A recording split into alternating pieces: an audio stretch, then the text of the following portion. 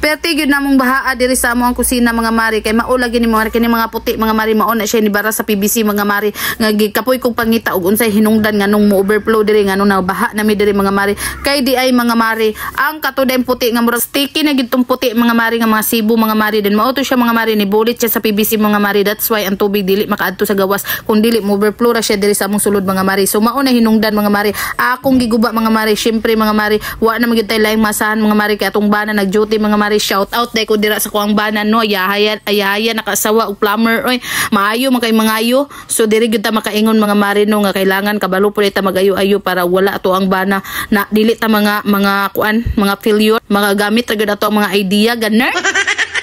Bitaw mga mari oy gikapoy ni gyud ko naginayo mga mari ganina mga mari hait pa gyud kayo ang bakal mga mari may gani wala ko nasamad mga mari nilingkod na lang kog kuan mga mari ug nagampo na lang ko mo to mga mari motuod jud ko na jud si Lord mga mari ibantayan jud ko niya mga mari kay ngano mga mari pag human ako atong relax mga mari nagampo ko na